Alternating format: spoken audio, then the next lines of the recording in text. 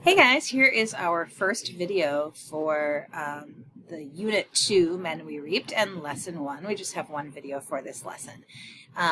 Students will be able to situate Men We Reaped in space and time is our learning objective. All right, so the book Men We Reaped is a memoir, and it's by Jesmyn Ward. Let's learn a little bit more about Jesmyn Ward. She was born in 1977. She has accomplished this huge feat of being the only woman to win the National Book Award twice, once in 2011 for the novel Salvage the Bones, and once in 2017 for the novel Sing Unburied Sing. She wrote Men We Reaped in between those two award-winning novels, and it's a memoir, which is nonfiction. It's not a novel, and it was published in 2013. It tells the tragic stories of 5 young men she knew who died within a 4-year period, including her beloved brother, to accidents, murder, and suicide. All were residents of the small town of DeLille, Mississippi, where she grew up. In Ward's view, the underlying cause of their deaths was a self-destructive spiral born of hopelessness. Reviewer Dominique Nicole Swan, writing in World Literature Today, concluded, in giving voice to these young men who can't speak, Ward certainly compels readers to listen. Here is where she is from. This is DeLille, Mississippi, and you can see Mississippi here is the state in red, and DeLille is right over here, not too far from New Orleans. Here's a closer view. You can see DeLille here and Pass Christian. She'll talk about this town in the book as well. It's close to DeLille. DeLille, she talks about as a segregated town in a lot of ways, where most African Americans live, and Pass Christian is where most whites live. And then you can see here is the road to New Orleans. She describes it as a drive, I think, of an hour or two, so it's not far from New Orleans. And in the aftermath of Hurricane Katrina, DeLille and Pass Christian experienced a lot of the same things that New Orleans did, you can see, because of the logistics there. Well, let's talk a little bit about memoir now. It's important to understand this genre. Genre is a category of literary composition characterized by similarities in form, style, or subject matter. We talked about the slave narrative last unit as a genre. This time we're talking about memoir. They're similar, but they are different. I was looking up funny things about genre for this video, and I saw that there are 10 this article, 10 weird music genres that you've probably never heard of. I think it's really interesting how specific genres are getting for music. Pirate metal. I don't want to know any more about that than its title. This one, though, sounds interesting. Cute metal. Kawaii. Is that how I say it? Core. I kind of want to know more about that. But for now, let's get back to the literary genres. There are 4 main literary genres according to IB, right? The first is poetry, the second is prose nonfiction, the third is prose fiction, and the fourth is drama.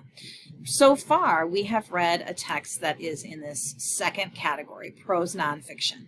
And again, with the second work, we will once again be looking at prose nonfiction.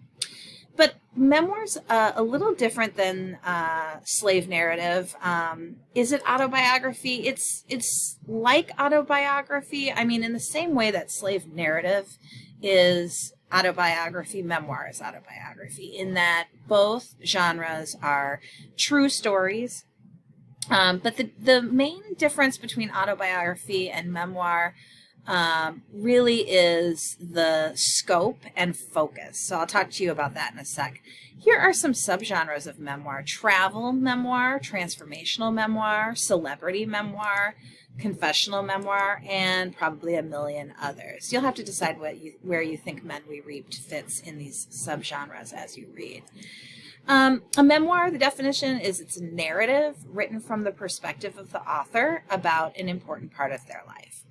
It's autobiographical, but not an autobiography. An autobiography tells the author's story from their point of view, from their earliest memories all the way up until when they're reading it or writing it now.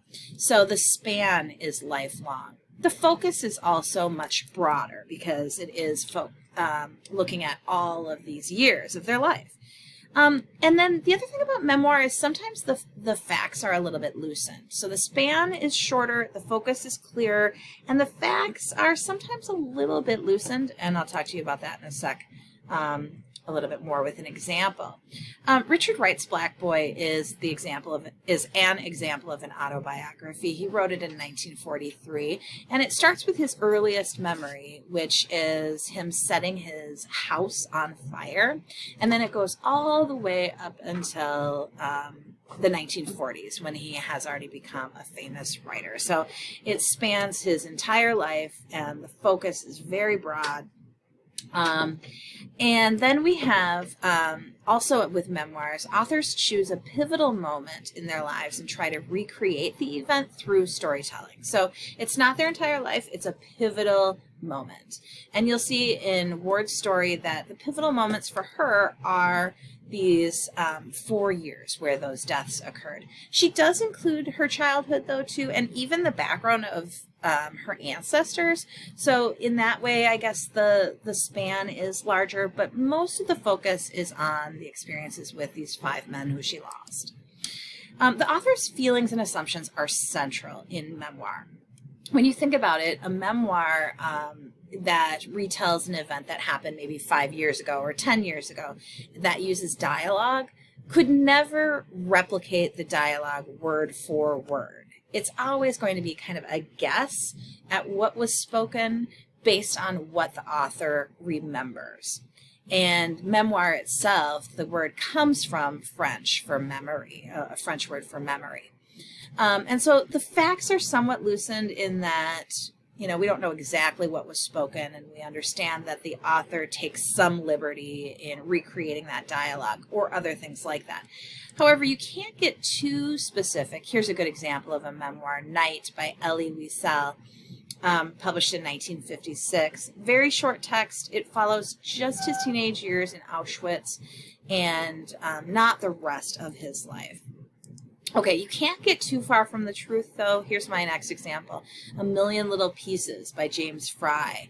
It was published in 2005, first as a memoir, and then Oprah had a hard time with that characterization, and there became a literary scandal in 2006 after she used it as being one of her book club choices, because she found out that certain things in the book were embellished, and he really loosened the facts. For example, at one point he describes being in prison for a matter of weeks, when in actuality he was only in jail for a few hours.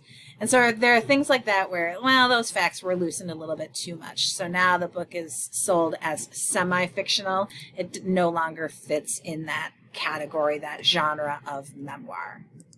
All right, one other thing I want to talk about is the quote that Ward uses to take the title from. The book's title comes from a Harriet Tubman quote on the occasion of the unsuccessful assault of the all-black 54th Massachusetts Volunteer Infantry upon the Confederate forces at Fort Wagner during the American Civil War.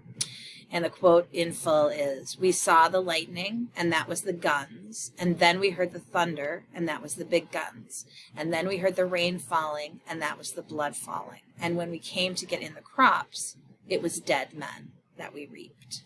So men we reaped comes from the end of that. So as you're reading, think about this quote and how it connects to the text. Why would Ward choose language from a quote made during the Civil War, the 19th century? What's the connection? And good luck to you on your first mastery check.